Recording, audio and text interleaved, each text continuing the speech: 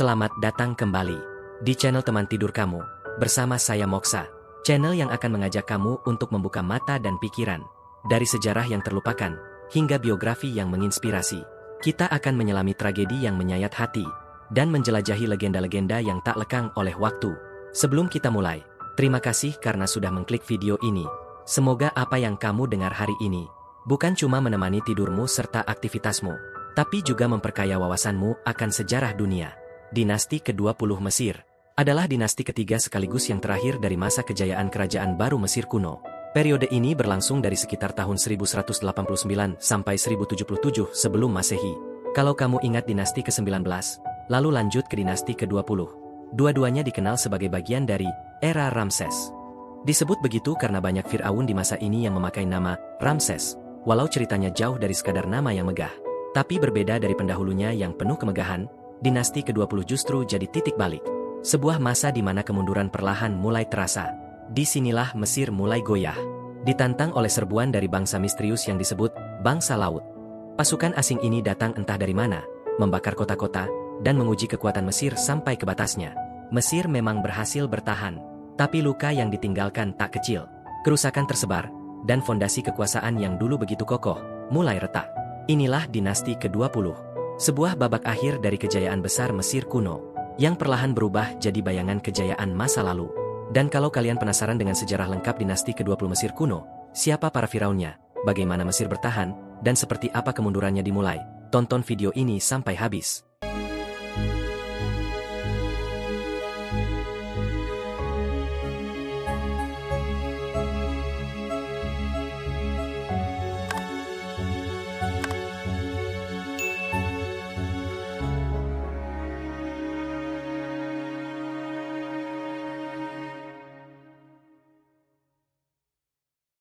Sejarah. Setelah kepergian Ratu Twosret, Fir'aun terakhir dinasti ke-19, Mesir nggak langsung tenang. Justru sebaliknya, negeri itu masuk ke masa yang gelap seperti perang saudara.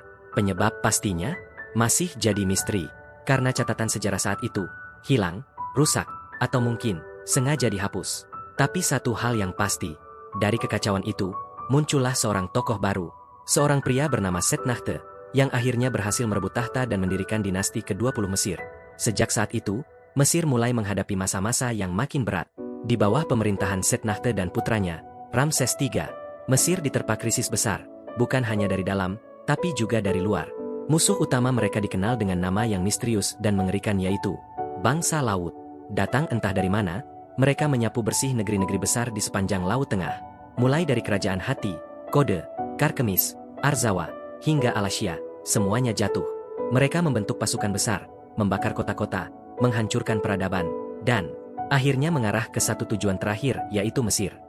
Sebuah prasasti kuno bahkan mencatat, tak ada tanah yang mampu bertahan dari serangan mereka. Mereka maju ke Mesir, dan api sudah menanti mereka. Bayangkan saja, Kekaisaran Haete, saingan lama Mesir, runtuh total dan tak pernah bangkit lagi. Tapi Mesir bertahan. Dengan kemenangan dalam pertempuran Jahi dan pertempuran Delta di tahun ke-8 Ramses III, Mesir berhasil memukul mundur bangsa laut. Dan di saat peradaban besar lain hancur, Mesir masih berdiri. Untuk merayakan kemenangan ini, Ramses III membangun banyak kuil, megah dan penuh simbol kejayaan. Tapi kalau diperhatikan baik-baik, kuil-kuil itu juga menyimpan cerita lain, tentang kekuatan para pendeta dan bangsawan, yang perlahan mulai mengalahkan kekuasaan raja-raja Mesir. Lambat laun, dinasti ke-20 pun mulai mengalami kemunduran. Bencana iklim, konflik dalam keluarga kerajaan, dan kekuasaan para pendeta yang semakin besar, membuat tahta Fir'aun kehilangan kekuatannya. Dan ketika Ramses XI, Fir'aun terakhir dinasti ini, wafat, Mesir kembali tenggelam dalam kekacauan. Kekacauan ini baru mereda ketika Mendes, seorang bangsawan, naik tahta, dan membuka lembaran baru, dinasti ke-21. Setelah wafatnya Ratu Twosret, Fir'aun terakhir dari dinasti ke-19, Mesir kembali berguncang. Kali ini, bukan hanya karena suksesi kekuasaan, tapi karena perang saudara.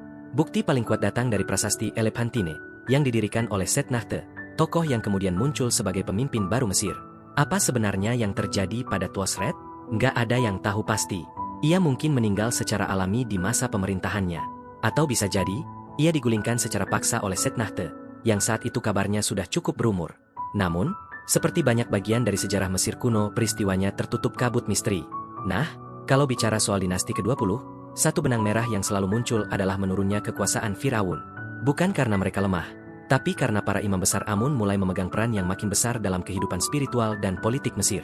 Dulu, di masa Firaun Horemheb dari dinasti ke-18, agama tradisional Mesir dan kekuatan kuil Amun berhasil dipulihkan setelah masa kontroversial Akhenaten. Tapi siapa sangka, kekuatan kuil Amun yang dulu dikembalikan, justru makin membesar.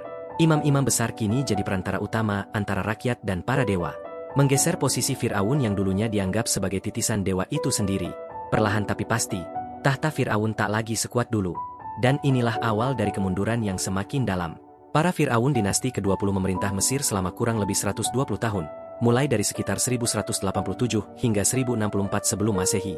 Periode ini menandai babak akhir dari era kerajaan baru, sebuah zaman kejayaan yang perlahan mulai memasuki masa suram. Nama-nama dan tanggal pemerintahan para Firaun di dinasti ini sebagian besar diambil dari karya monumental, Chronological Table for the Dynastic Period yang ditulis oleh Eric Hornung, Rolf Krauss, dan David Warburton dalam buku Ancient Egyptian Chronology. Sebagian besar dari mereka dimakamkan di tempat yang megah dan sakral, lembah para raja di Thebes, dikenal juga dengan kode makam Cafe atau Kings Valley.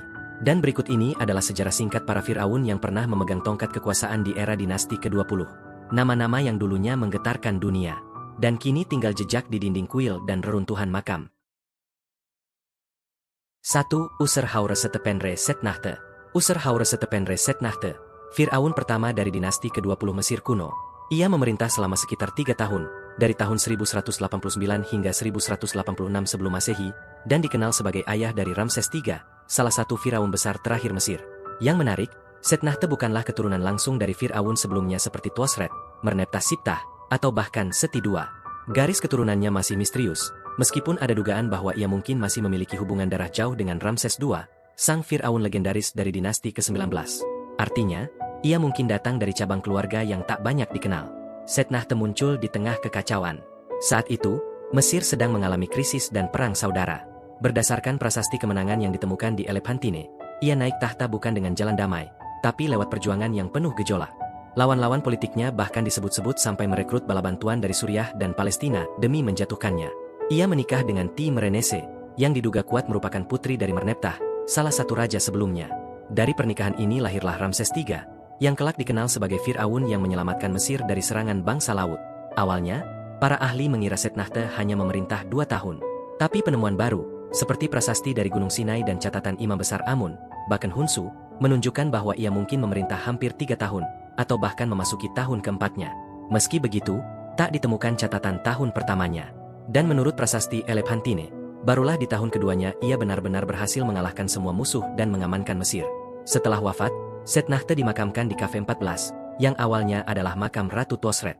Ia sebenarnya mulai membangun makamnya sendiri di Cafe 11, tapi pengerjaannya dihentikan ketika para pemahat secara tak sengaja menembus makam Amenmese, Firaun dari dinasti ke-19. Mumifikasi Setnahte masih misterius hingga kini. Tidak ada mumi yang dengan pasti bisa diidentifikasi sebagai dirinya. Salah satu kandidat mumi, yang disebut sebagai mumi di dalam perahu, dan ditemukan di Cafe 35, sempat dianggap sebagai dirinya, tapi banyak sejarawan seperti Aidan Dodson meragukan klaim ini. Sayangnya, mumi itu juga dirusak pada tahun 1901, sehingga kini tak bisa dianalisis lagi. Walau pemerintahannya tergolong singkat, Setnahte berhasil menstabilkan Mesir di masa penuh kekacauan. Ia memulai pembangunan kuil Amun-Re di Karnak, yang kemudian diselesaikan oleh putranya, Ramses III. Ia juga adalah pendiri era baru, dinasti ke-20, yang akan membawa Mesir ke dalam babak terakhir masa kejayaan kerajaan baru, sebelum akhirnya tenggelam dalam kekacauan zaman. Dan oh ya, menurut studi genetika yang dilakukan pada tahun 2012, Ramses III, sang anak, diketahui memiliki garis Y-DNA EV38, atau haplogroup. Ini jadi petunjuk menarik tentang asal-usul genetik keluarga kerajaan Mesir di era akhir kejayaannya. 2. Usermatre Meriamun Ramses III. Ramses III, atau lengkapnya Usermatre Meriamun Ramses III, adalah Firaun kedua dinasti ke-20 Mesir kuno. Ia memerintah dari sekitar 1186 hingga 1155 sebelum Masehi dan dikenal sebagai Firaun terakhir kerajaan baru yang benar-benar memegang kekuasaan besar. Masa pemerintahannya cukup panjang dan penuh gejolak. Mesir saat itu sedang berada dalam masa-masa sulit. Krisis politik, tekanan ekonomi, dan gelombang serangan dari luar negeri semua datang bertubi-tubi. Namun, Ramses III mampu menahan gempuran itu, dan inilah yang membuatnya dikenal sebagai Firaun pejuang. Musuh utamanya adalah kelompok misterius yang dikenal sebagai bangsa laut. Mereka sudah menghancurkan peradaban-peradaban besar lain di wilayah Mediterania, dan kini mengincar Mesir. Tapi Ramses III tidak tinggal diam. Ia menghadapi mereka dalam dua pertempuran besar, pertempuran Jahi di daratan dan pertempuran Delta di laut. Strateginya cerdik, pasukannya sigap, dan pada akhirnya, Mesir selamat. Namun, kemenangan ini bukannya tanpa harga. Pertempuran pemusnahan itu menguras harta negara. Perlahan tapi pasti, ekonomi Mesir mulai goyah. Bahkan, pada tahun ke-29 pemerintahannya, terjadi pemogokan buruh pertama dalam sejarah, karena para pekerja makam di Deir el Medina tak mendapat jatah makanan mereka. Di balik gemerlap monumen dan kemegahan kuil Medinet Habu yang ia bangun, tersembunyi kenyataan bahwa Mesir mulai lelah. Dan akhirnya, masa tenang itu hancur juga oleh badai dari dalam. Di balik dinding harem kerajaan, sebuah konspirasi mematikan disusun oleh istri keduanya, Ratu Tie, bersama putranya Pentaweret. Tujuannya, menggulingkan Ramses III, dan merebut tahta dari putra mahkota yang sah, Ramses IV. Konspirasi ini terbongkar. Puluhan orang diadili dan dihukum mati. Ramses III sendiri diyakini tewas dalam serangan itu, sebuah akhir yang tragis untuk seorang raja yang sepanjang hidupnya bertempur demi menyelamatkan Mesir dari kehancuran. Meski banyak dari monumennya mencoba meniru kejayaan Ramses II, sejarah mencatat Ramses III sebagai satu-satunya Firaun yang mampu menahan kejatuhan peradaban walau hanya untuk sementara. Tapi kisah Ramses III belum benar-benar berakhir.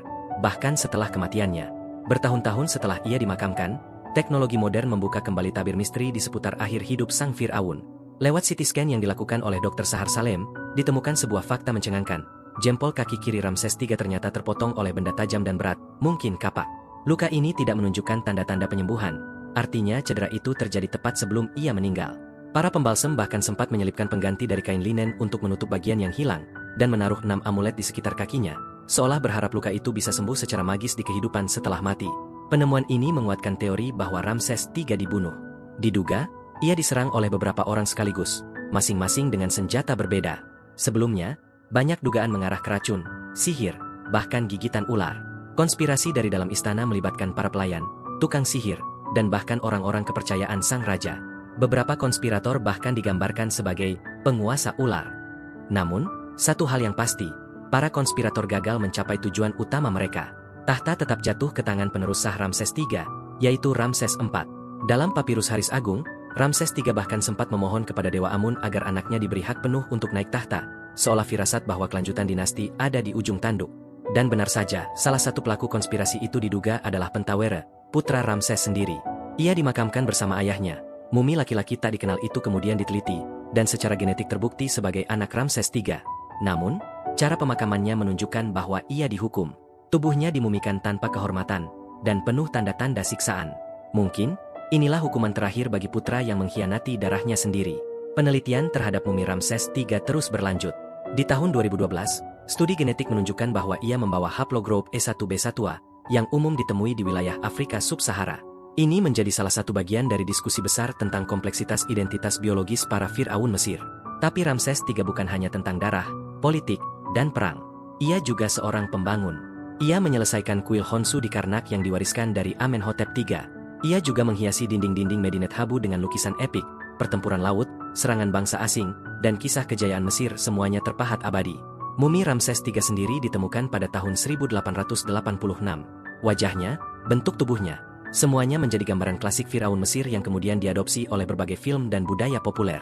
Namun, warisannya tak berhenti di situ. Studi demi studi menunjukkan bahwa Ramses III hidup di masa yang sulit. Ia harus melawan invasi, mengatur ekonomi yang runtuh, bahkan menghadapi kelaparan akibat bencana alam. Salah satunya mungkin letusan Gunung Hekla di Islandia yang memicu penurunan suhu global. Peristiwa ini mengganggu panen, menaikkan harga gandum, dan menyebabkan mogok kerja besar di Deir el Medina. Dari catatan-catatan yang tersisa, tampak jelas bahwa Mesir, meski masih berdiri, mulai melemah. Tapi Ramses III, dengan segala usahanya, berhasil menunda kehancuran itu. 3. Ramses IV. Ramses IV adalah Firaun ketiga dari dinasti ke-20 Mesir kuno. Ia bukanlah anak sulung Ramses III, tapi menjadi penerus tahta setelah kakaknya, Amenherhepshef, wafat saat masih remaja, di usia 15 tahun. Saat itu, Ramses IV baru berumur 12 tahun, masih sangat muda, tapi sudah mulai dibentuk untuk memikul beban besar sebagai calon raja. Sebagai putra mahkota, ia tak hanya duduk diam. Ia menyandang 3 gelar penting yaitu, Pangeran Pewaris, Juru Tulis Kerajaan, dan Generalissimo. Gelar-gelar ini tercatat dalam beberapa prasasti, salah satunya di kuil Amenhotep III di Soleb, dan bahkan di sebuah ambang pintu yang kini disimpan di Florence, Italia. Pada masa akhir pemerintahan ayahnya, Ramses IV mulai menjalankan tugas-tugas penting kerajaan. Salah satunya, ia menunjuk seorang tokoh bernama Amenemope sebagai nabi ketiga Amun, sebuah jabatan tinggi dalam urusan keagamaan Mesir, dan peristiwa ini digambarkan dalam makam Amenemope, 148. Namun, saat Ramses IV akhirnya naik tahta, situasi Mesir sedang jauh dari kata tenang. Ayahnya, Ramses III, baru saja dibunuh dalam konspirasi istana yang dipimpin oleh Tie, salah satu istri Ramses III, yang ingin menempatkan putranya, Pentawere, sebagai raja. Tapi Ramses IV berhasil membalik keadaan. Ia mengamankan tahta, menangkap para konspirator, dan menghukum mereka dengan tegas. Sebagai raja, Ramses IV berusaha keras meniru kejayaan kakeknya yang legendaris, Ramses II. Ia memulai program pembangunan besar-besaran. Jumlah pekerja di Deir el Medina digandakan hingga 120 orang.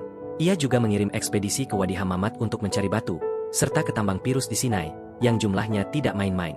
Salah satu ekspedisi tercatat membawa lebih dari 8.000 orang, termasuk 5.000 tentara, 800 apiru, dan ratusan tukang batu. Namun, upaya ini tidak selalu mulus. Ekspedisi ke Wadi Hamamat bahkan kehilangan sekitar 900 orang, dengan tingkat kematian mencapai 10%. Tapi hasilnya luar biasa. Batu-batu raksasa seberat lebih dari 40 ton berhasil diangkut sejauh 60 mil menuju Sungai Nil. Ramses IV juga memperluas kuil Honsu di Karnak, dan membangun kuil pemakaman megah di dekat kuil Hatshepsut. Ia mengirim 4 ekspedisi ke tambang Pirus di Serabit El Hadim, Sinai. Salah satu ekspedisinya bahkan dipimpin langsung oleh tokoh tinggi kerajaan bernama Sobehotep. Ia dikenal pula melalui Papirus Mallet, yang mencatat harga-harga komoditas dari akhir pemerintahan Ramses III hingga tahun ketiga masa pemerintahannya. Tapi mungkin dokumen terpenting dari masa ini adalah Papirus Haris I, sebuah naskah panjang yang memuji ayahnya dan mencatat berbagai pencapaian spiritual dan administratif Ramses III. Ramses IV juga meninggalkan warisan berupa Papirus Turin, yang merupakan peta geologi tertua yang pernah ditemukan. Sayangnya, semua ambisi dan doa sang Firaun kepada para dewa agar diberi umur panjang tak terkabul. Dalam prasasti di Abdos, Ramses IV memohon agar hidupnya sepanjang para pendahulunya. Tapi sejarah berkata lain.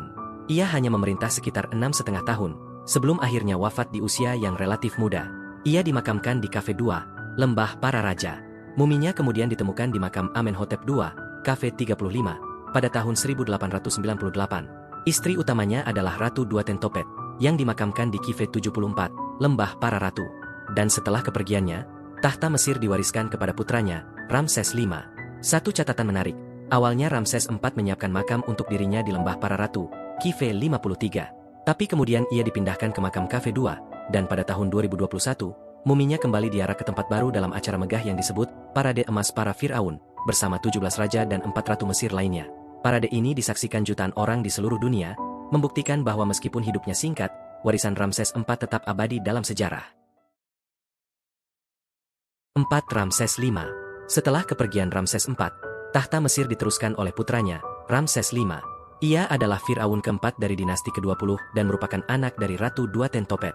Meskipun namanya tak sepopuler pendahulunya, masa pemerintahan Ramses V adalah babak penting yang menunjukkan gejolak akhir dari kekuasaan Firaun di Mesir kuno.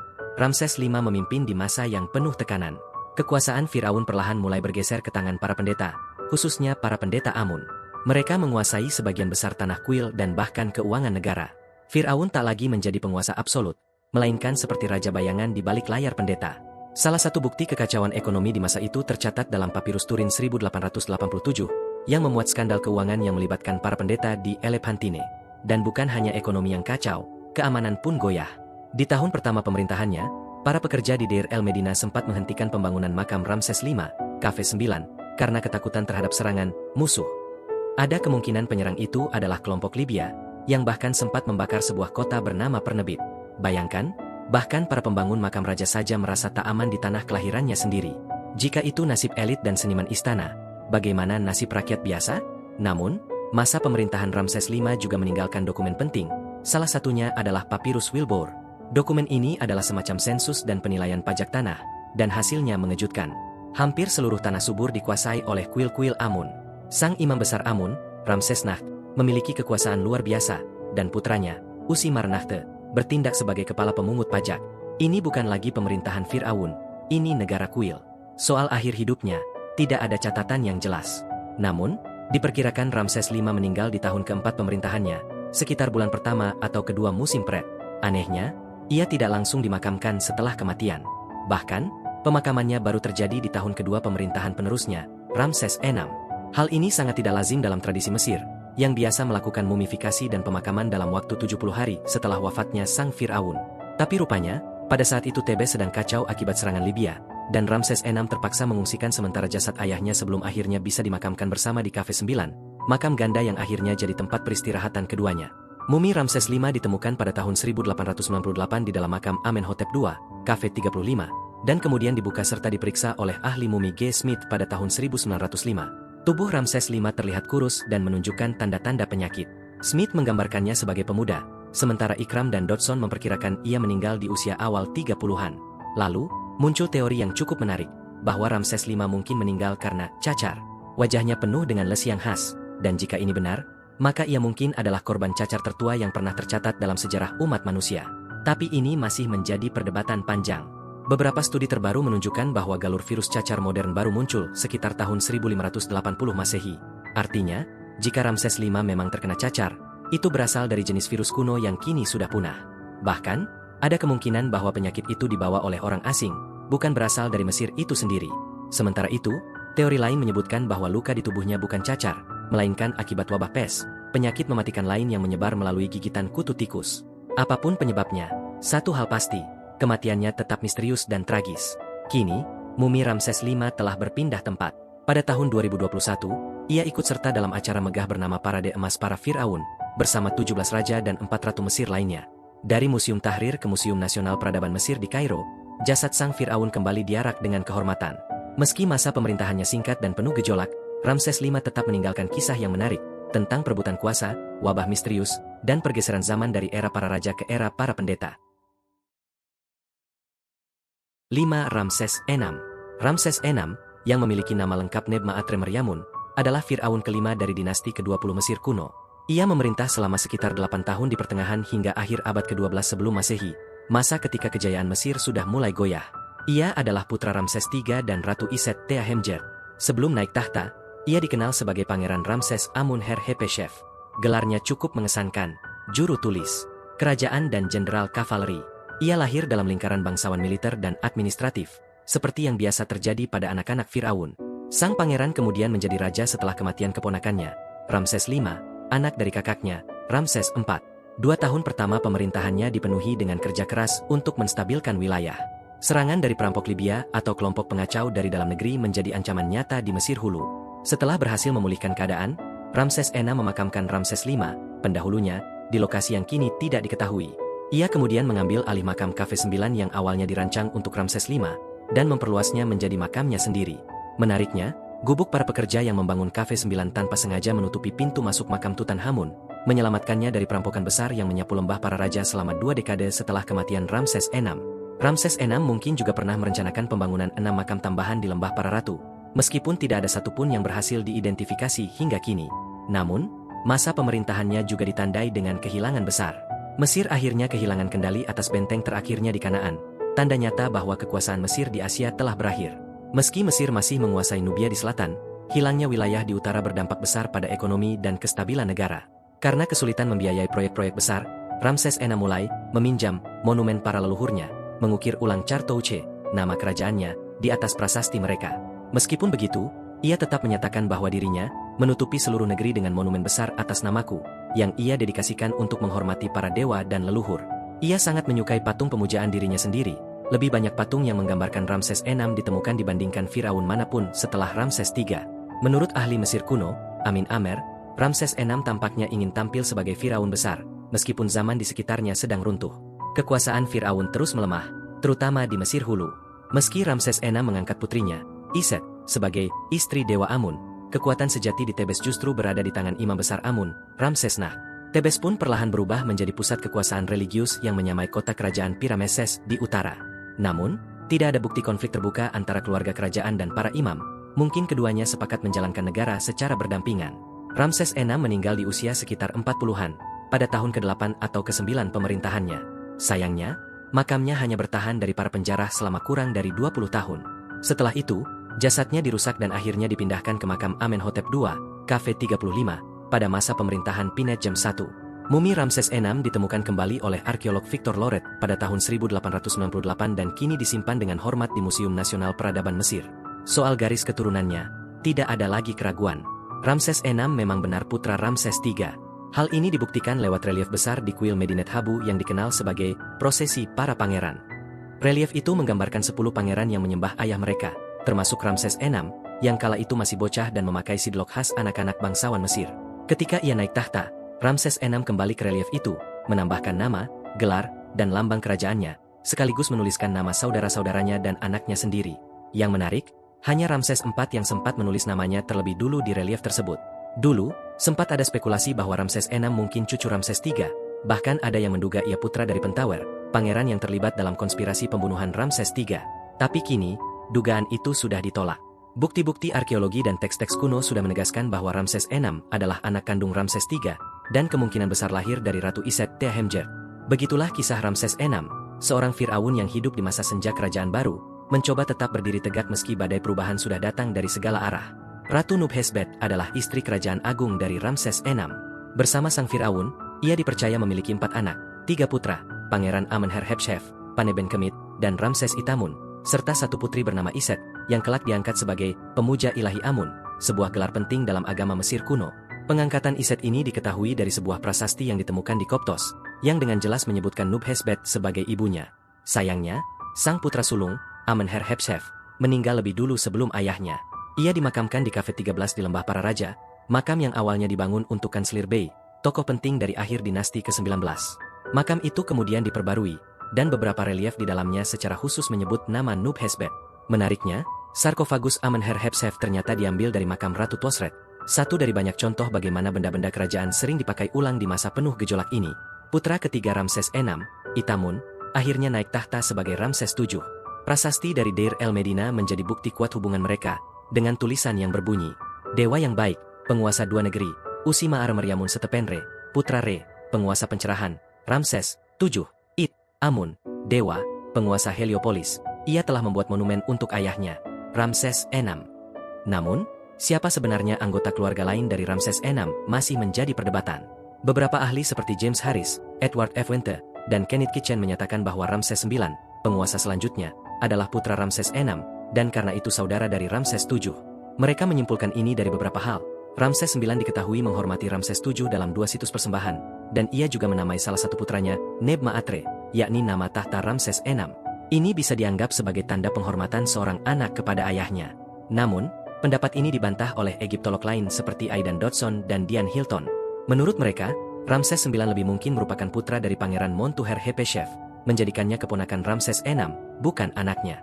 Salah satu alasannya adalah keberadaan nama Ramses IX dalam makam Montuherhepeshef, KV19, serta fakta bahwa ibu Ramses IX bernama Tahat, nama yang juga kemungkinan besar dimiliki oleh istri Montuherhepeshef. Ini memperkuat dugaan bahwa Tahat adalah ibunya, bukan Nuphesbet. Kapan Ramses VI naik tahta dan berapa lama ia memerintah? Ramses VI naik tahta setelah kematian Ramses V, sekitar antara tanggal 25 bulan pertama Pret dan 11 bulan kedua Pret tahun 1 pemerintahannya. Para ahli umumnya sepakat bahwa ia memerintah sekitar 8 tahun penuh, hidup sedikit lebih lama di tahun ke-9-nya. Namun, soal tanggal pasti masih terus diperdebatkan. Ada sejumlah perkiraan dari para Egyptolog seperti menurut Steve Vinson memperkirakan ia memerintah antara 1156 hingga 1149 sebelum Masehi. Lalu menurut Ensiklopedia Britannica menyebut 1145 hingga 1137 sebelum Masehi. Sementara Jurgen von Bechkrat memperkirakan sekitar tahun 1142 hingga 1134 sebelum Masehi. Sementara Erik Hornung memperkirakan sekitar tahun 1145 hingga 1139 sebelum Masehi. Lalu Nicholas Grimal memperkirakan sekitar tahun 1144 hingga 1136 sebelum Masehi. Serta Ian Shaw, Jacobus van Dijk, dan Michael Rich yang memperkirakan sekitar tahun antara 1143 hingga 1136 sebelum Masehi hingga 1132 hingga 1125 sebelum Masehi. Dengan semua variasi ini, kita bisa menyimpulkan bahwa masa pemerintahannya memang berlangsung di pertengahan abad ke-12 sebelum Masehi. Ia juga merupakan sezaman dengan Nebukadnezar I dari kerajaan Isin di Mesopotamia. Gagasan bahwa Ramses VI hidup hingga tahun ke-8 masa pemerintahannya pertama kali diajukan pada tahun 1977 oleh Edward F. Wente dan Charles van Sicklen. Setahun kemudian, Jack Jansen memperkuat teori ini dengan mengulas ostrakon, fragmen batu bertulis, yang mencatat peminjaman seekor sapi pada tahun ke-7 dan ke-8 dari seorang raja yang tidak disebutkan namanya, yang kemungkinan besar adalah Ramses VI. Tak lama setelah itu, Lani Bell menemukan bukti tambahan bahwa Firaun ini tidak hanya mencapai tahun ke-8, tetapi kemungkinan besar sempat memasuki tahun ke-9 sebelum wafat. Tahun ke-8 pemerintahan Ramses VI juga disebut dalam grafiti dari Tebes, tahun 1860, yang mencatat nama imam besar Amun saat itu, Ramses Nah. Meski beberapa peneliti mengaitkan grafiti ini dengan Ramses X, banyak yang kini lebih cenderung percaya bahwa grafiti itu milik masa Ramses VI. Yang paling meyakinkan datang dari Papirus Turin 1917-1908, yang mencatat peristiwa-peristiwa dari tahun ke-5 Ramses VI hingga tahun ke-7 Ramses VII. Egiptolog Rafael Ventura menyusun ulang isi papirus tersebut dan menyimpulkan bahwa solusi paling logis atas urutan kronologis ini adalah bahwa Ramses VI memang memerintah selama 8 tahun penuh, wafat di tahun ke-9-nya, dan langsung digantikan oleh putranya, Ramses VII. Ini sekaligus menolak pendapat lama yang menyebut Ramses VIII sebagai penerusnya. Begitu naik tahta, Ramses VI, seperti para Firaun sebelumnya, kemungkinan mengunjungi Tebes dalam rangka Festival Opet atau Festival Lembah Indah. Saat itu, negeri sedang dalam masa transisi, dan persiapan pemakaman Ramses V, pendahulunya sekaligus keponakannya, juga sedang berlangsung. Ramses VI tercatat mengunjungi Tebes setidaknya 2 kali selama masa pemerintahannya. Salah satunya adalah ketika ia secara resmi mengangkat putrinya, Iset, sebagai pemuja ilahi Amun, gelar religius tertinggi bagi seorang perempuan pada masa itu. Namun, suasana Mesir hulu pada awal pemerintahannya sedang jauh dari damai. Ada gangguan keamanan serius. Catatan dari tahun pertamanya menyebutkan bahwa para pekerja di Deir el-Bahari terpaksa menghentikan pekerjaan di makam raja karena adanya musuh yang berkeliaran di sekitar wilayah tersebut. Mereka dilaporkan telah menyerang dan membakar kawasan Pernebit. Kepala polisi Medjay dari Tebes pun memerintahkan para pekerja untuk tetap diam dan berjaga di sekitar makam. Siapa sebenarnya musuh? Ini masih menjadi misteri. Ada yang menyebut mereka kelompok Libya seperti Meshwes atau bandit-bandit Libu dan orang Mesir sendiri. Namun, ada juga teori menarik dari ahli Mesir kuno Jaroslav Ern. Bisa jadi itu adalah konflik saudara, semacam perang saudara kecil antara pendukung Ramses V dan Ramses VI. Teori ini didukung oleh sejarawan Michael Rich, tapi dibantah tegas oleh Kenneth Kitchen dan sebagian ditolak oleh Nicolas Grimal dan Van Dijk. Apapun yang sebenarnya terjadi, masalah ini tampaknya mereda mulai tahun kedua pemerintahan Ramses VI. Ada dugaan bahwa sebuah kampanye militer singkat dilancarkan oleh sang Firaun. Hal ini mungkin tercermin dalam patung Ramses VI yang menampilkan dirinya sedang memegang tawanan Libya, serta relief kemenangan atas musuh asing di pilar kuilnya, sebuah adegan heroik terakhir yang akan dibuat di Mesir sampai zaman Firaun Siamun dan Shoshen I beberapa abad kemudian. Nama tahta yang dipilih Ramses VI juga memberi petunjuk bahwa ia sedang mencoba menegaskan kekuasaan. Nama Horusnya berarti, banteng perkasa, penakluk hebat, penjaga 2 negeri, sementara nama Neptinya berbunyi, kekuatan senjata, penakluk jutaan. Setelah keadaan mulai tenang, Ramses VI akhirnya memakamkan Ramses V di tempat yang kini belum diketahui. Ia juga mengambil alih makam Cafe 9, yang awalnya dipersiapkan untuk pendahulunya, untuk dijadikan makamnya sendiri. Dalam kunjungannya ke Tebes pada tahun kedua, selain mengangkat putrinya Iset sebagai pemuja Dewa Amun di hadapan ibunya, Ratu Iset Teahemjert, dan para pejabat tinggi seperti Wazir Nehi, Ramses VI juga mengumumkan kebijakan baru. Jumlah pekerja di Deir el-Medina dipangkas dari 120 kembali ke 60 orang, seperti pada masa sebelumnya. Pengurangan ini menandai awal kemunduran komunitas para pekerja makam yang legendaris itu, yang akhirnya ditinggalkan seluruhnya pada masa dinasti ke-21. Meski jumlah pekerja dikurangi, Ramses VI tampaknya tidak berhenti membangun. Papirus Turin menyebutkan bahwa ia memerintahkan pembangunan 6 makam baru di lembah para ratu. Salah satu di antaranya mungkin adalah makam ibunya, Ratu Iset Teahemjert, yang tampaknya diselesaikan secara tergesa-gesa. Sayangnya, ke-6 makam ini belum berhasil diidentifikasi hari ini. Ramses VI tampaknya memiliki ketertarikan yang besar pada patung pemujaan dirinya sendiri. Salah satu patung pentingnya didirikan di Kuil Hathor, Deir el-Medina, di bangunan peninggalan Ramses II. Patung ini diberi nama panjang dan agung. Tuan dari 2 tanah, Nebma-Atre Meryamun, Putra Re, Tuan Mahkota, Ramses Amun Herhepeshef penguasa ilahi Iunu, dicintai seperti Amun. Detail patung ini diketahui dari bagian belakang Papirus Turin, peta topografi tertua yang masih bertahan hingga sekarang. Patung itu dibuat dari campuran kayu dan tanah liat yang dicat. Sang Firaun digambarkan mengenakan cawat emas, mahkota dari lapis lazuli dan batu mulia, ular kobra emas di dahinya, serta sandal dari logam mulia elektrum. Patung itu juga menerima 3 kali persembahan dan dupa setiap harinya. Menariknya, teks dalam papirus tersebut merupakan surat langsung yang ditujukan kepada Ramses VI, meminta agar seseorang ditugaskan untuk merawat patung dan persembahannya. Rupanya surat ini disetujui oleh raja, karena cucu si pengirim surat akhirnya dikenal sebagai imam besar dari Nebma-Atre, nama tahta Ramses VI. Firaun ini memang menyukai patung-patung pemujaan. Hingga kini, telah ditemukan tak kurang dari 10 patung dirinya serta 1 patung Sphinx di tempat-tempat seperti Tanis, Bubastis, dan Karnak, lebih banyak dibandingkan raja manapun dari dinasti ke-20, kecuali Ramses III. Salah satu contoh lain datang dari makam Pene, seorang pejabat tinggi Mesir di Nubia. Pene menyumbangkan tanah miliknya untuk menghasilkan pendapatan demi merawat patung pemujaan Ramses VI. Firaun sangat senang atas perbuatan itu, hingga ia mengirim perintah kepada Raja Muda Kus. Berikan 2 bejana perak berisi salep getah kepada wakilku, Pene. Selama masa pemerintahan Ramses VI, VII, dan VIII, Mesir mengalami tekanan ekonomi yang makin berat. Harga komoditas pokok, terutama gandum, bahan makanan utama rakyat, melonjak tajam. Situasi ini mencerminkan betapa kroposnya perekonomian kerajaan saat itu.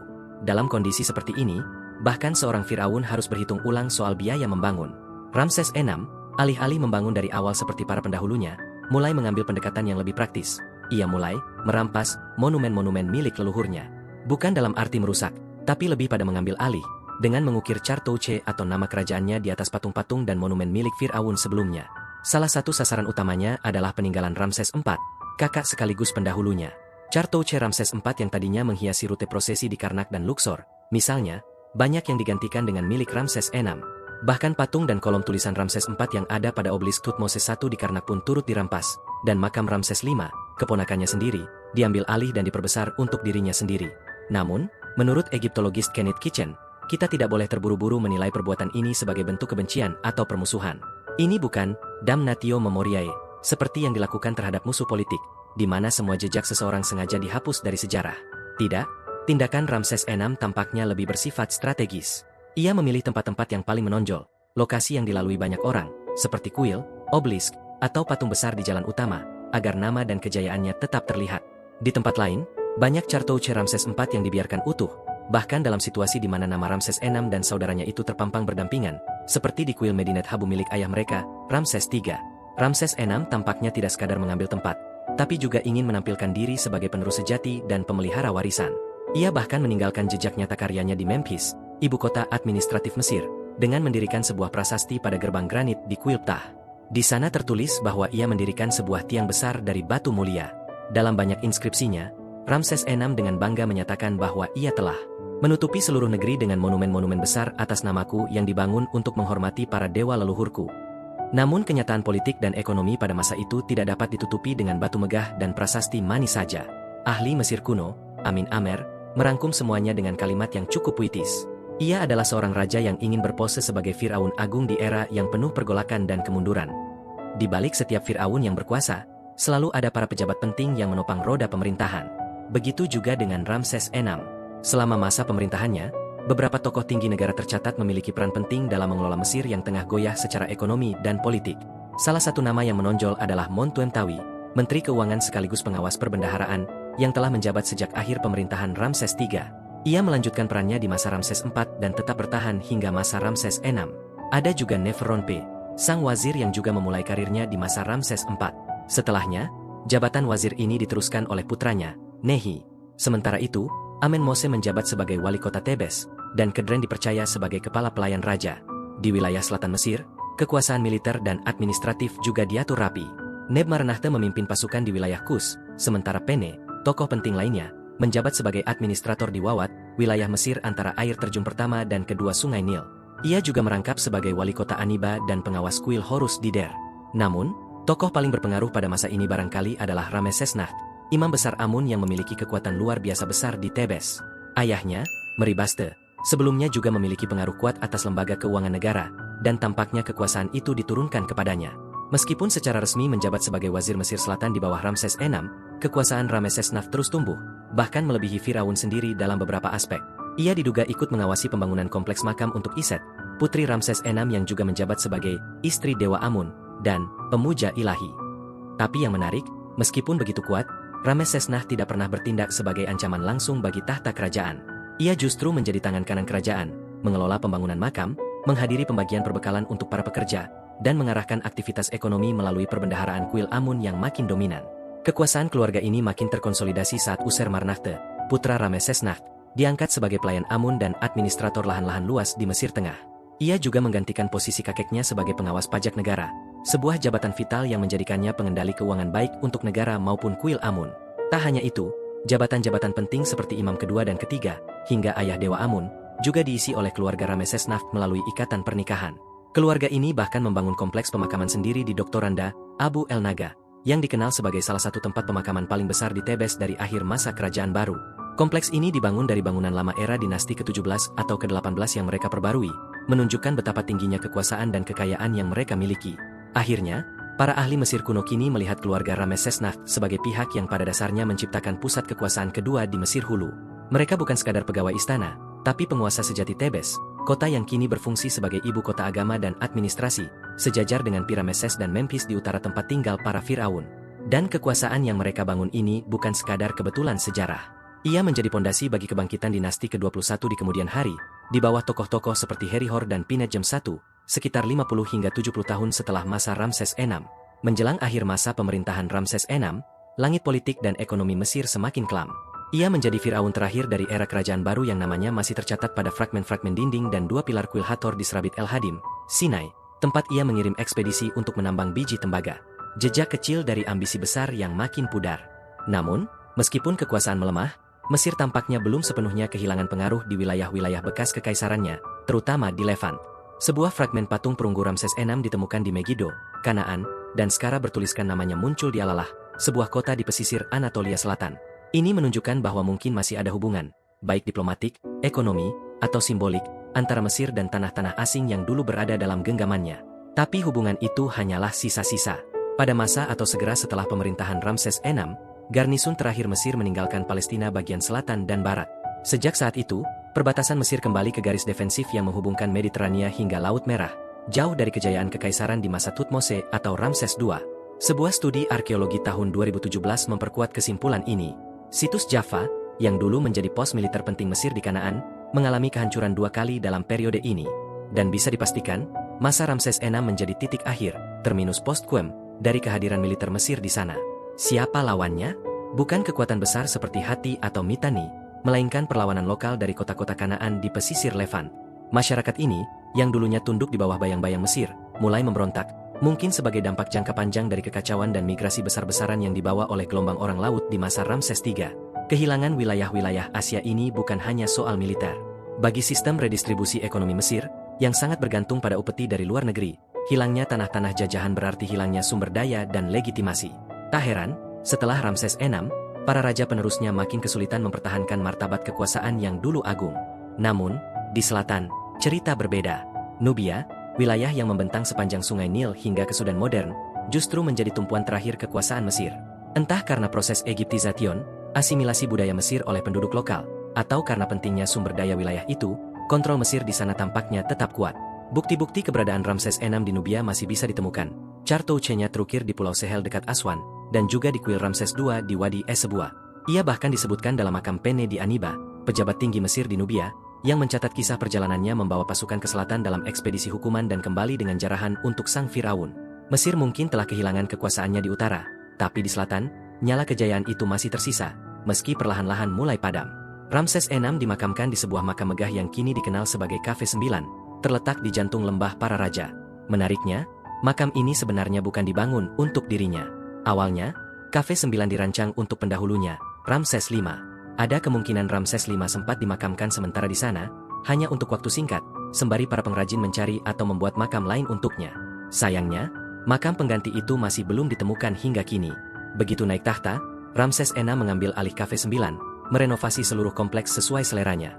Ia tak menyisakan ruang sedikit pun untuk pemakaman permanen Ramses V. Beberapa catatan bahkan menyebutkan bahwa nama Ramses V dihapus dan diganti dengan nama Ramses VI, entah karena kurangnya rasa hormat, atau hanya karena alasan praktis di masa sulit. Uniknya, proyek di Cafe 9 ini justru secara tak sengaja menyelamatkan makam legendaris Tutankhamun.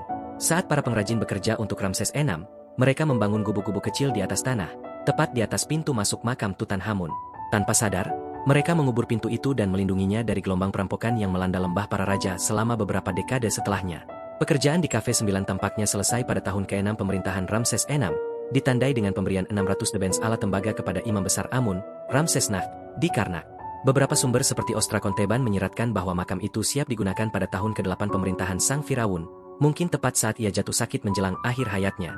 Makam Cafe 9 sendiri luar biasa panjang, 104 meter, dan merupakan salah satu dari 3 makam kerajaan yang memuat versi lengkap kitab gerbang, naskah keagamaan tentang perjalanan jiwa ke alam baka. Namun, kejayaan itu tak bertahan lama.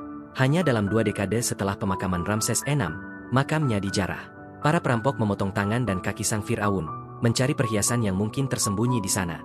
Serangan ini diduga terjadi di masa pemerintahan Ramses XI, dan mungkin tercatat dalam papirus Meir B, meskipun identifikasi makamnya masih diperdebatkan.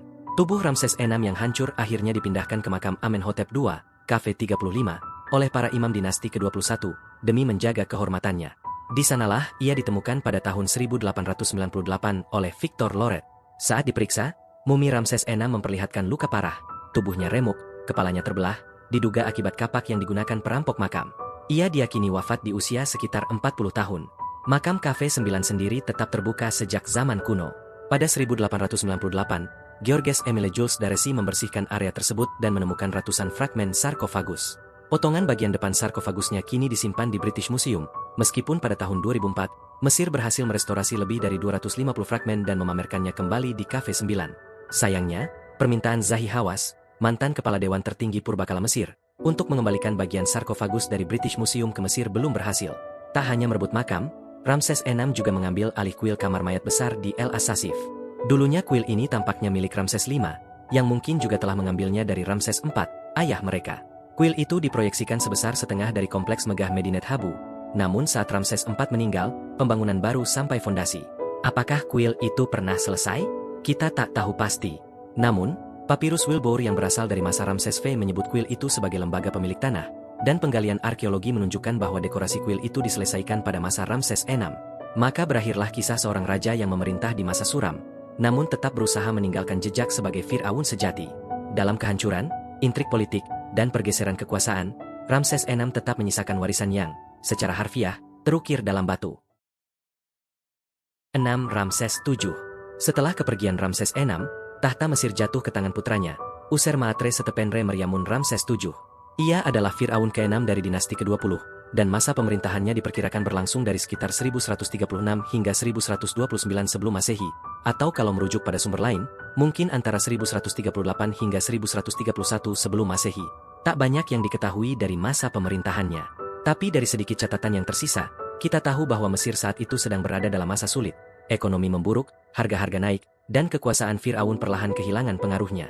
Namun begitu, Ramses VII masih meninggalkan jejak dalam bentuk dokumen dan catatan birokrasi. Salah satu sumber terpenting adalah Papirus Turin 1907-1908 yang menyebutkan tanggal tahun ke-73 Shemu hari ke-26 dari pemerintahannya.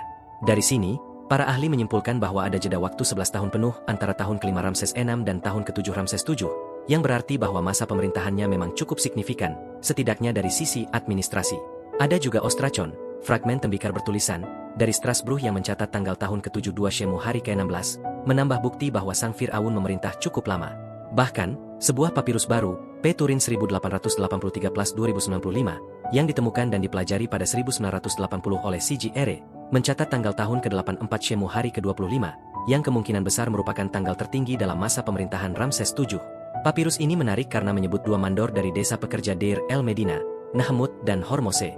Yang satu adalah tokoh lama yang sudah bekerja sejak era Ramses IV, dan yang satunya lagi, Hormose, baru muncul dalam catatan pada tahun ke-8 Ramses VII, menggantikan ayahnya, Anherhau.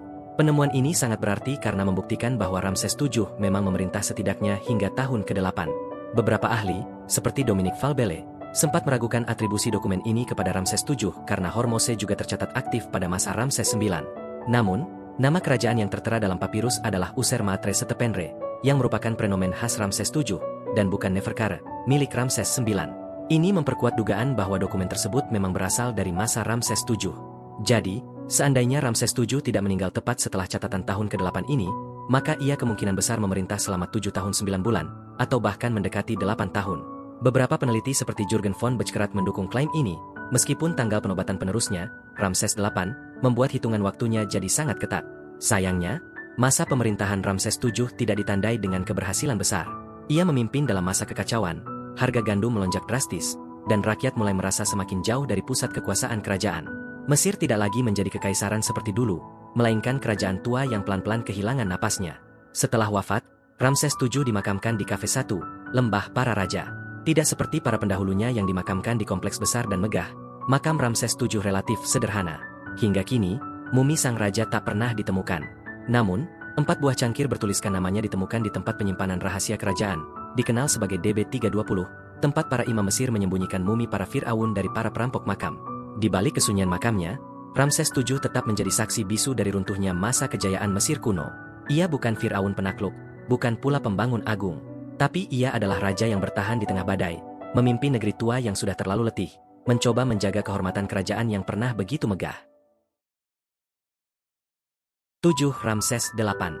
Mari kita kenalkan seorang Firaun yang bahkan sebagian besar orang Mesir sendiri mungkin tidak mengenalnya. Usermatre Ahnamun Ramses VIII, atau sebelumnya dikenal sebagai Pangeran Setherhepshef II, salah satu dari 10 putra Ramses III. Ia adalah anak ke-9 dalam barisan panjang putra sang Raja Agung, dan entah bagaimana, akhirnya sampai juga ke tahta. Tapi tidak lama, tidak megah, dan nyaris tak meninggalkan jejak. Ramses VIII adalah Firaun ke-7 dinasti ke-20, dan bisa dibilang sebagai penguasa paling misterius dan paling tidak terdokumentasi dari seluruh dinasti ini. Masa pemerintahannya sangat singkat. Bahkan 1 tahun pun mungkin terlalu lama untuk menggambarkannya. Tak ada monumen besar, tak ada peperangan besar, tak ada kuil agung yang dibangun atas namanya. Apa yang kita miliki hanyalah setitik jejak, cukup untuk membuktikan bahwa ia pernah hidup dan pernah menjadi raja.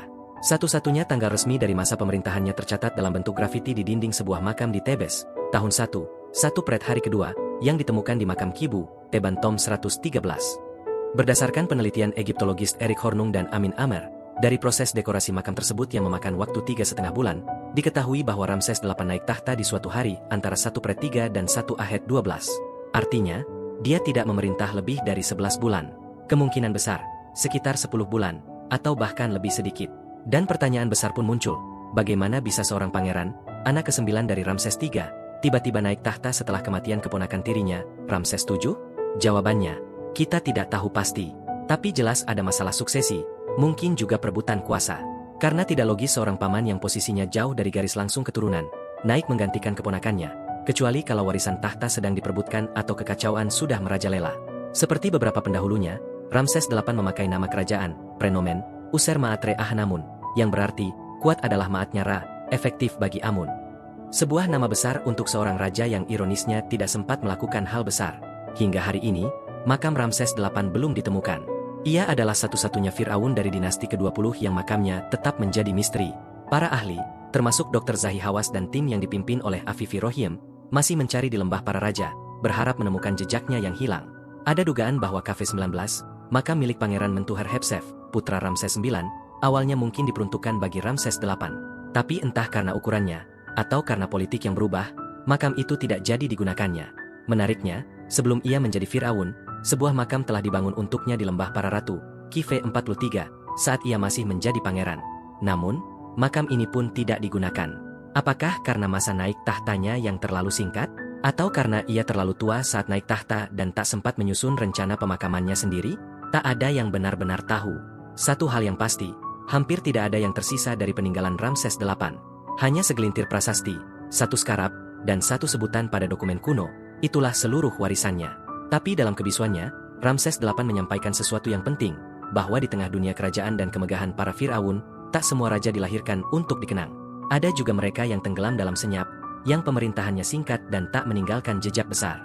Namun justru karena itu, mereka memunculkan rasa ingin tahu, rasa penasaran, dan secuil simpati. 8. Ramses IX. Ramses IX, Firaun ke-8 dari dinasti ke-20, mungkin tidak setenar Ramses II atau sekuat kakeknya, Ramses III, tapi ia memegang rekor sebagai salah satu penguasa terlama di zamannya. Ia memerintah Mesir selama 18 tahun lebih, di tengah masa penuh ketidakpastian dan kemunduran.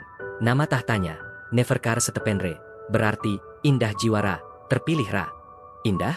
Tapi zaman yang ia jalani justru dipenuhi kekacauan, terutama di wilayah nekropolis Tebes. Pemerintahannya paling dikenal karena persidangan besar-besaran soal perampokan makam. Beberapa dokumen, seperti Papirus Ebed dan Leopold II, mencatat bahwa makam bangsawan, bahkan makam raja dinasti ke-17, Sobekemsaf II, sudah dijarah habis-habisan. Dan ini bukan sekadar rumor. Dalam persidangan, Paser, wali kota Tebes Timur, menuduh Paweraa, wali kota Tebes Barat yang seharusnya menjaga lembah para raja, telah lalai. Tapi, bukti tak cukup kuat, dan anehnya Paweraa justru ikut duduk sebagai bagian dari tim penyelidik. Akhirnya, semua mengambang dan Paser pun menghilang dari catatan sejarah. Drama khas Mesir kuno. Di luar skandal makam, Ramses IX juga tercatat memperhatikan pembangunan. Ia menghiasi bagian kuil Amun-Re di Karnak, memperluas monumen di Heliopolis, bahkan mencatatkan namanya di wilayah sejauh Amara Barat di Nubia dan Gezer di Kanaan. Mesir memang sudah kehilangan banyak wilayah di Asia, tapi sisa-sisa pengaruhnya masih terasa. Ramses IX juga dikenal menghormati para pendahulunya, seperti Ramses II, III, dan bahkan VII. Ia punya 2 putra yang diketahui yaitu Nebmatre, seorang imam besar yang disebut dalam prasasti di Heliopolis, dan Montuherhotep, yang kemungkinan besar adalah putra mahkota. Sayangnya, Montuherhotep meninggal lebih dulu, setelah sempat menempati makam Kv-19 yang dulu dimaksudkan untuk pamannya, Ramses VIII. Dan soal tempat peristirahatan terakhir, Ramses IX memilih Kv-6 di Lembah Para Raja, terletak tepat di seberang makam Ramses II. Sebuah pilihan yang mungkin mengandung penghormatan, atau mungkin karena harapan agar keagungan pendahulunya bisa sedikit menular. Makamnya sendiri cukup panjang, mengikuti model terowongan jarum suntik khas dinasti ke-20. Tapi, tentu saja, tak ada makam raja yang sepenuhnya aman. Pada tahun 1881, mumi Ramses IX ditemukan di persembunyian kerajaan Deir el-Bahri, DB 320. Anehnya, mumi itu disimpan di dalam peti mati milik Neshons, istri Imam Besar Pinetjem II. Identitasnya sempat dipertanyakan, tapi sebuah kotak gading bertuliskan namanya ditemukan di tempat yang sama, memperkuat bahwa memang dialah Firaun itu. Mumi Ramses IX ditemukan dalam kondisi yang menyedihkan, leher patah, hidung hilang, dan beberapa anggota tubuh rusak. Kemungkinan besar akibat aksi para perampok makam yang mencari perhiasan kerajaan. Ia diperkirakan wafat di usia sekitar 50 tahun. Tapi kisahnya belum berhenti di sana. Pada April 2021, mumi Ramses IX ikut dalam parade emas para Firaun, sebuah prosesi modernan megah dari Museum Mesir menuju Museum Nasional Peradaban Mesir.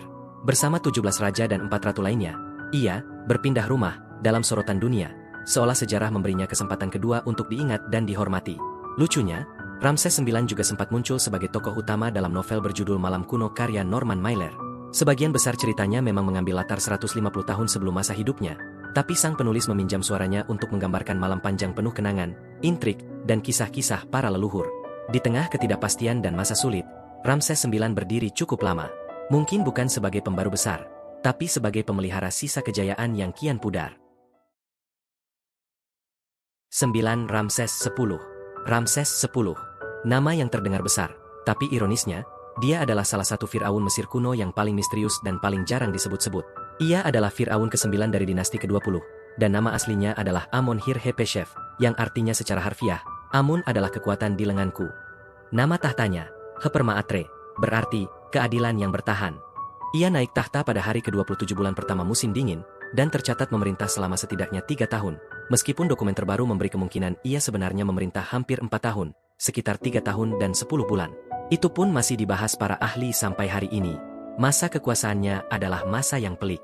Papirus dari Deir el-Medina menyebut bahwa para pekerja di lembah para raja bolak-balik bolos kerja. Bukan karena malas, tapi karena takut pada penghuni gurun, sebutan untuk orang-orang Libya, atau Meshwes, yang mulai menyerbu dan membuat kacau Tebes dan sekitarnya. Bisa dibayangkan, para tukang batu dan pemahat makam yang biasanya rajin menggali, sekarang malah bersembunyi karena takut disergap di jalanan tandus pegunungan. Papirus itu mencatat mereka tidak bekerja pada tanggal-tanggal seperti hari ke-6, 9, 11, 12, 18, 21, dan 24, semuanya karena ancaman perampok. Ini adalah momen ketika kekuasaan pusat mulai runtuh, dan kelompok-kelompok asing bebas berkeliaran di jantung Mesir hulu. Ramses X juga dikenal sebagai raja terakhir dari kerajaan baru yang meninggalkan jejak di Nubia, melalui sebuah prasasti di Aniba. Setelah itu, jejak Firaun Mesir di tanah selatan makin memudar, tenggelam oleh bayang-bayang krisis internal. Masalah suksesi pun buram. Tidak jelas siapa sebenarnya Ramses X ini dalam garis keturunan. Apakah dia anak Ramses IX, keponakan, atau cucu? Dugaan bahwa ia suami dari Ratu Titi sudah dibantah. Belakangan, ternyata Titi adalah istri dari Ramses III, bukan Ramses X. Jadi, teka-teki silsilah keluarga pun belum juga tuntas hingga hari ini. Makamnya, Kv-18, memang ada di lembah para raja. Tapi, kosong. Belum selesai dibangun, dan tak ada jejak pemakamannya di sana. Tak ada peti, tak ada fragmen, tak ada sisa pemujaan. Bahkan tidak jelas apakah Ramses X benar-benar dimakamkan di situ atau tidak. Ia menghilang dari sejarah seperti bayangan senja di gurun Tebes, panjang, sunyi, lalu lenyap. Meski begitu, kehadirannya tetap terasa sebagai jembatan menuju akhir kerajaan baru. Setelahnya, kekuasaan raja akan benar-benar digeser oleh para imam besar Amun dan kekuatan lokal yang mulai menguasai Mesir hulu. Ramses X, meskipun samar, menandai babak akhir dari era Firaun yang memerintah dari pusat. Kadang, sejarah memang menyisakan tokoh-tokoh yang hadir hanya sekejap. Tapi justru disitulah daya tariknya, misteri yang belum selesai diceritakan. 11. Menmaatre Ramses XI. Ramses XI, raja terakhir dari dinasti ke-20. Penutup panggung megah bernama Kerajaan Baru. Kalau Firaun-Firaun sebelumnya seperti Ramses II adalah suara guntur dari kejayaan, maka Ramses XI adalah bisikan terakhir sebelum badai datang. Ia memerintah selama 29 tahun, mungkin 30, bahkan 33 tahun menurut sebagian pendapat. Tapi angka itu tidak begitu penting jika dibandingkan dengan kekacauan yang perlahan menelan kerajaannya. Ramses XI naik tahta sekitar 1107 sebelum Masehi, dan sepanjang pemerintahannya, Mesir tidak lagi terasa seperti Mesir yang dulu. Lembah para raja ditinggalkan. Para pekerja pemakaman tak lagi sibuk menghias dinding batu dengan kitab-kitab sihir. Di Tebes, para imam besar Amun, bukan lagi para Fir'aun, yang benar-benar mengendalikan segalanya. Kita mengenal satu nama penting, Amenhotep, imam besar Amun. Ia sempat digulingkan oleh seorang jenderal dari selatan bernama Pinehe, Raja Muda Kus, yang entah bagaimana mengambil alih Thebais, pusat spiritual Mesir. Amun dibungkam. Dan itu gawat, karena Amun bukan hanya dewa utama Mesir saat itu, tapi juga sumber sahnya kekuasaan raja. Tapi lalu muncul momen yang disebut WMMSWT, atau Renaissance. Tahun ke-19 masa pemerintahan Ramses XI, sebuah era baru diresmikan. Maksudnya, kembali ke keteraturan. Setidaknya itu harapannya. Ini bukan Renaissance seperti di Eropa, penuh seni dan cahaya. Ini lebih seperti raja tua yang mencoba menarik napas dalam sebelum dunia runtuh. Ramses XI bukan Fir'aun yang agung, tapi juga bukan tanpa akal. Ia masih memerintah secara resmi, tapi kenyataannya, orang-orang seperti Piang dan Herihor yang menjalankan negara. Mereka adalah imam tinggi, jenderal, penguasa Tebes yang lambat laun mengisi kekosongan istana. Dalam grafiti, kita tahu Piang kembali dari kampanye di Nubia pada tahun ke-29 masa pemerintahan Ramses XI, 3 hari setelah tahun itu dimulai. Artinya, raja ini masih hidup, tapi mungkin sudah lemah, diam, dan hanya menjadi simbol. Soal keluarga, kabur juga. Dulu dikira dia anak Ratu Titi dan Ramses X. Tapi ternyata Titi itu istri Ramses III, bukan ibunya. Jadi siapa sebenarnya orang tua Ramses XI? Belum jelas. Ia mungkin menikahi wanita bernama Tentamun, yang anaknya, Henutawi, kelak menikah dengan Pinejem I, imam besar yang menggantikan Piang. Bahkan mungkin ada Tentamun kedua yang dinikahi Smendes, raja pertama dinasti ke-21.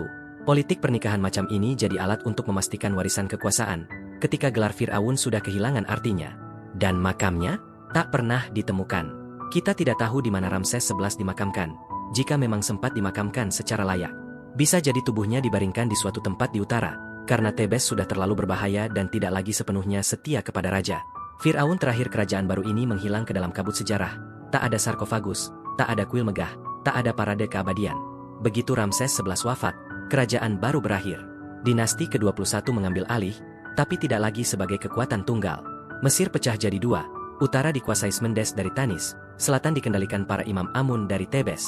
Di masa pemerintahan Ramses XI, cerita Mesir kuno tidak lagi tentang kuil-kuil megah atau peperangan besar, tapi tentang kertas-kertas tua yang penuh tinta, saling bersahutan seperti suara-suara dari masa lalu. Papirus. Banyak sekali. Dan dari semua itulah kita tahu, bahwa Mesir saat itu sedang goyah. Papirus-papirus ini bercerita tentang segalanya, dari percobaan perampokan makam, dokumen yang dicuri dan ditebus kembali, hingga surat-surat pribadi antara juru tulis, pejabat, bahkan para imam besar. Ada papirus adopsi, papirus Ambras, papirus bahasa Indonesia BM 10068, semua menyebut tahun-tahun pemerintahan Ramses XI, baik sebelum maupun selama era WMMSWT, atau Renaissance. Tapi jangan bayangkan ini seperti masa kejayaan seni dan ilmu. Renaissance-nya Ramses XI adalah Renaissance karena darurat. Negara sedang kacau. Imam besar Amun, Amenhotep, digulingkan oleh seorang jenderal dari Nubia bernama Pinehe, yang sempat mengambil alih wilayah Tebes dan menjadikan kuil Amun sunyi. Nama Pinehe terus muncul di papirus-papirus awal WMMSWT, tapi bukan sebagai pahlawan. Ia ditulis dengan penanda buruk, seperti kutukan halus dalam tulisan formal Mesir. Tak jelas siapa yang mengusirnya dari Tebes, tapi ia mundur ke Nubia dan bertahan di sana cukup lama. Lalu datanglah tokoh baru, Piang, imam besar Amun sekaligus jenderal. Tahun ke-10 Renaissance, ia berangkat ke Nubia untuk menemui Pinehe. Tapi, menemui, dalam bahasa Mesir kuno itu bisa berarti apa saja. Bersekutu, menyerang, negosiasi rahasia, dan memang, dalam surat-surat yang masih ada, Piang tak segan berkata sinis soal Ramses XI. Bahkan dalam surat No. 21, Piang bicara soal eksekusi dan menyuruh lawan bicaranya diam-diam saja soal ini. Jangan beritahu siapapun, katanya. Siapa yang dimaksud? Siapapun? Kemungkinan besar, raja sendiri. Apakah Piang sedang menggulingkan Ramses XI secara perlahan? Apakah ia malah bekerja sama dengan Pinehe? Tak ada yang bisa bilang pasti. Tapi satu hal jelas, Ramses XI perlahan menghilang dari panggung. Kekuasaannya makin lemah. Dan Mesir seperti kapal yang kehilangan nahkoda. Setelah kampanye Nubia itu, tidak ada lagi catatan kuat tentang Ramses XI. Tapi kita tahu, Ia sempat menyiapkan makam kafe 4 di lembah para raja, lengkap dengan poros pemakaman sedalam 10 meter, mungkin semacam sistem anti-maling terakhir. Tapi makam itu tidak selesai, dan raja pun tidak pernah dimakamkan di sana. Sebagian besar ahli percaya, Ramses XI wafat di utara, kemungkinan besar di Memphis, jauh dari Tebes yang kini dikuasai oleh para imam. Lalu siapa yang menggantikan dia? Semendes, dari Tanis, naik tahta di Mesir Hilir dan memulai dinasti ke-21. Sementara di selatan, Imam Besar Amun, yakni Herihor, menjalankan wilayah Tebes seperti penguasa sejati. Satu negeri, dua kekuasaan. Sebuah akhir yang sunyi dan retak, untuk masa kerajaan baru yang dulu begitu agung. Dan begitulah, kisah panjang dinasti ke-20 Mesir kuno. Dimulai dengan kemegahan Ramses III, sang pelindung terakhir negeri Mesir dari serangan orang laut, seorang Fir'aun yang dengan gagah melanjutkan warisan Ramses Agung, membangun kuil megah di Medinet Habu, dan mempertahankan sisa-sisa kejayaan kerajaan baru.